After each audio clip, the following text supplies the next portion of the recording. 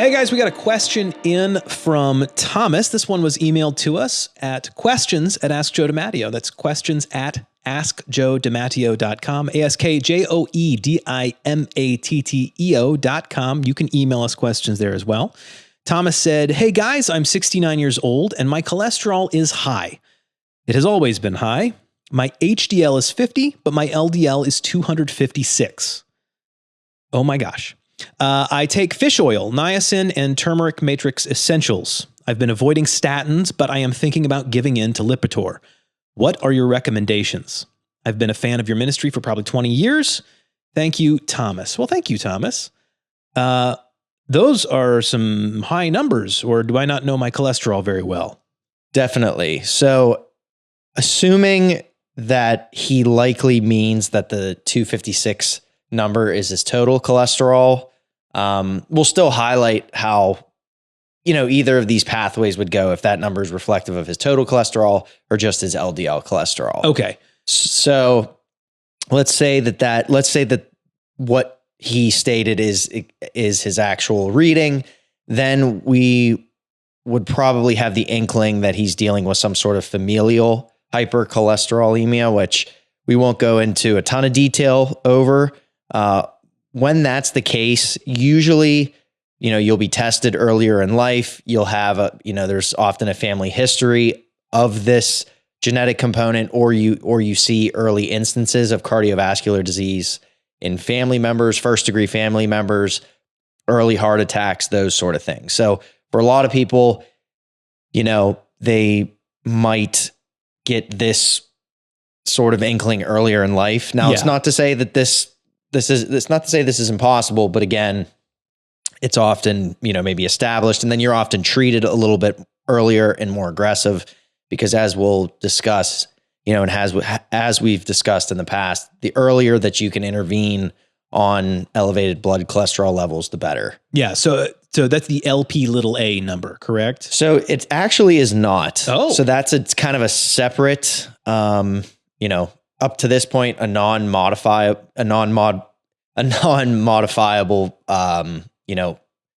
low density lipoprotein, basically. So okay. Lp(a) we can reserve for maybe a separate later conversation. Yes. Okay. So when we're talking about instances of whether it's heterozygous or homozygous familial hypercholesterolemia, it's often just in reference to really high total cholesterol or really high LDL cholesterol. So some people just have, genetically speaking, higher cholesterol. Yes, exactly. Okay. So there's just some marker that they carry that portends them to much greater risk, sometimes 2 and 3 times the normal limit of cholesterol measurement. And you're saying that would show up earlier just because either family members, his parents would have also had this issue, or maybe he would have had some indication early on that, holy cow, this cholesterol is way too high for what it should be theoretically based on lifestyle, diet, exercise, all those things, and your age.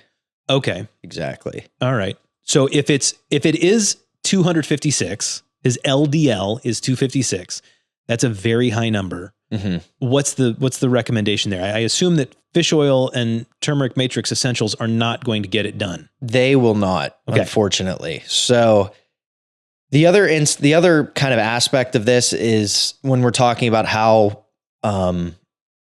we handle elevated cholesterol, or you handle managing cardiovascular risk. The first instance is, in his case, has he ever had a cardiovascular event?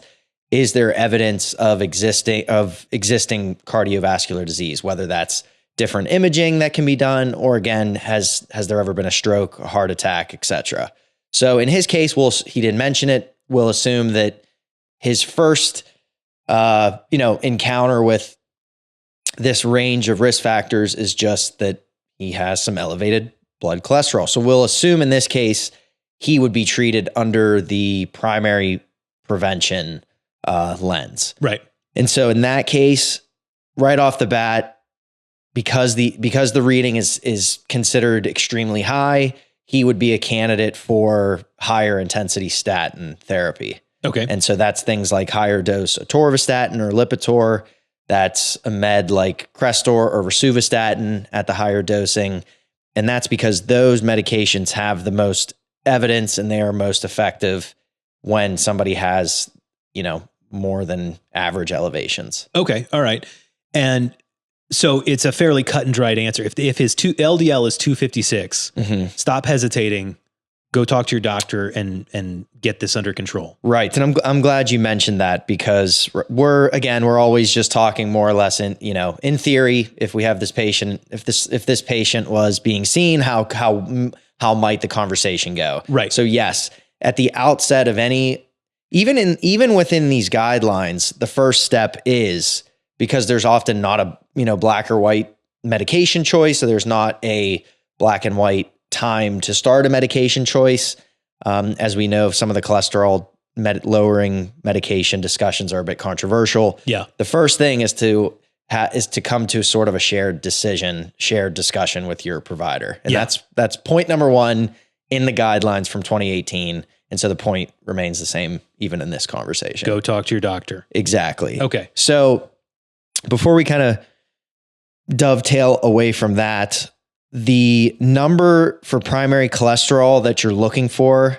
So in patients with severe primary hypercholesterolemia, LDL-C greater than or equal to 190 milligrams per deciliter. Okay. Even without underlying cardiovascular disease, it's recommended to begin a higher intensity statin. And the goal is to get this below 100. And so the only way to do that, unfortunately, it's not typically fish oils. It's not typically things that you can buy over the counter. It's the tried and true cholesterol lowering meds, like we mentioned, the statins. Yep. There's even, there are even some different recommendations, some schools of thought with adding other medications to statins that are available now. Things like Zetia, that's been around for a while. It's cheap. It's well tolerated. It lowers cholesterol by a little bit of a different mechanism. And now there's even been the emergence of the PCSK9 inhibitors, which have come down in price a little bit. Things like Praluent. And so in individuals who have the familial aspect of this, or they just are being treated in a primary sense with pretty high numbers, those PCSK9 inhibitors are often added. And I think they're used a little more frequently now than even, when Joey and I were in school, when they were cost prohibitive and there weren't as many indications. Now you see a chunk of people who have maxed out their statin dose and they end up on one of these other meds. Okay. And one of the other things, I know he said he was hesitant to do this. He's been resisting it.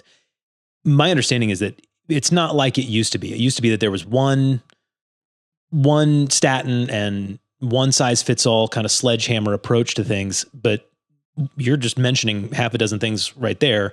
There are lots of options. Mm-hmm. And correct me if I'm wrong, but my understanding is that if you try something and it's not working or there's too many side effects, there are multiple other options that people can try to try and get the same effect that aren't going to have the same downsides. Is that right? That's exactly right. Brilliant. I like that point because there essentially have been generations of statins that have come out. So the original being lovastatin, which many might be actually familiar with lovastatin because that's essentially what is the active component in red yeast rice products. And so that's kind of the one that was initially studied. There were some others, things like pravastatin, simvastatin have been around for a long time. They're still being used. And again, now meds like rosuvastatin, which you might consider even an enhanced or a better side effect profile. Cool. And then for a lot of people, the most common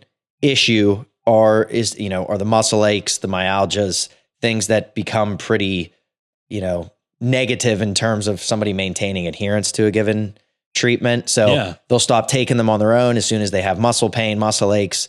And it may have been because they started on a higher dose. They fell into a certain category. They started on a higher dose.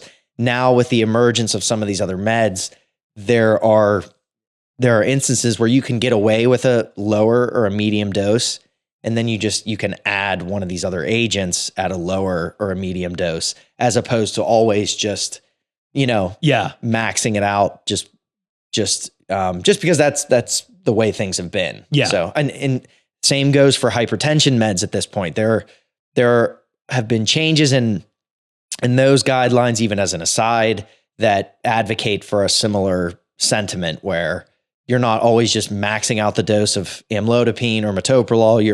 You're starting at a low medium dose, and before maxing that out, you might add this other thing, and then you might add this other thing, which for a long time that was crazy. Right. Why would I want to be on 3 meds or 2 meds when I could just be on 1? And I get that, but then when you start maxing doses out, that's when you see the highest chance for toxicity and side effect, et cetera. That makes sense. Okay, cool. You had said we're going to look at this as if perhaps that's his total cholesterol and not his LDL. Mm-hmm. What's the difference there? So if that was his total number, there's still a chance that his LDL cholesterol calculated would be greater than 90. And so we would have to know his triglycerides as well, because a lot of times what you see on your blood panel, they're calculations of this LDL reading. So if we had a triglyceride, we could sort of deduce what's there. Do our own calculations. Yeah, but let's just say that he is, if he's below 190 on the LDL cholesterol spectrum, then it leaves a little more room for interpretation. And so historically, when somebody may or may not be a candidate for these medications, they essentially pull all this different information about the person and then spit out a risk percentage of their chance essentially to have one of these major cardiovascular events or, ASCVD. So it's not always like you walk into the doctor's office, you get a cholesterol reading, and that's the determining factor of what dose you're on. That's a part of it, but there are all these other, factors that are important. Okay. So what are some of these other factors? I assume age is probably part of it. Definitely. Age, gender, race, total cholesterol, HDL, as we mentioned, systolic blood pressure, presence of diabetes. Okay. Is the person receiving treatment for high blood pressure already? And also whether or not they are currently a smoker. So all of those things go into a calculator. And again, that's what spits out somebody's risk for ASCVD or atherosclerotic cardiovascular disease. Okay. And then there are also kind of risk enhancing factors outside of that as well, which further lead to more aggressive treatment. Exactly. Okay. Exactly. And so those are things like metabolic syndrome and chronic kidney disease. And then whether or not maybe you've had a coronary artery calcium score calculated or you had the imaging associated with that done. And so all of those things are just to help paint a better picture to whether or not somebody needs more or less aggressive treatment. And so because we don't have a whole lot of that information for him, you can kind of only go so far. But this is just to, I think, shed light on how nuanced even something like this is when everybody just thinks, well, you just walked into the doctor's office and they write you a prescription for a statin. They do that for everybody. It's like, well, it might seem that way, but there are a ton of different things that are looked at in this respect. That makes sense. Okay. So now obviously you're not a medical doctor and we've just thrown a bunch of information out there. For Thomas's sake, what's the take home here? What's the punchline that we want him to hear? Per usual, went off the rails a little bit to try to add color. Yeah. Yes. Yeah. But again, it's just important to reiterate that you think you just walk into the doctor's office and then they spit out a statin on the other end. And it just feels that way because cardiovascular disease is the number one, heart disease is the number one cause of death in the United States. So is it any wonder that you see, that it just feels such a prominent, connection to it. So I would say the first take home is yes, have this conversation with your doctor as soon as possible to, again, maybe not even just harp on this cholesterol number, but to understand maybe some more of those levels, some more of those readings, some of the things that might be considered risk enhancers for you, things that you may not have thought may play a role in your risk for, this super prominent disease in the United States. So that's number one, is just have the conversation. Number two would just be, hey, in a perfect world, the sooner the better that you begin to take control, or you begin to try and lower these levels and monitor these levels, the better. That's what we've talked about in prior, cholesterol podcasts and little excerpts. Also, we know that it's better to get these numbers lower. Yep. The lower, the better. Yep. And if you're already high, it means more in that case to get them as low as possible than even somebody who's already moderate or low. For most people, higher, yes, it's virtually impossible to get them too low. Yes. And that's even with the Peter Attia stuff, that's where I think landed, and that's where he's landed, is it's sort of just like, we know how serious this is. We know we have control over these numbers with some of the meds that we have and via lifestyle, that would it be the worst thing to be more aggressive? The next thing would just be, again, to reiterate, the higher the LDL cholesterol is, the more important it is to aggressively lower it. And then, again, we'll also see that finally, if he finds out that, oh yeah, I have a coronary artery calcium reading done, or I had a mini stroke 10 years ago, and you are somebody who you can then say has established atherosclerotic cardiovascular disease, it's even all the while more important to begin to pursue some different treatments and other instances where it then becomes secondary prevention of one of those events. Love it. Love it. Thomas, I hope that helps. Go get this taken care of, my friend. We need you around for another 20 years listening to this show.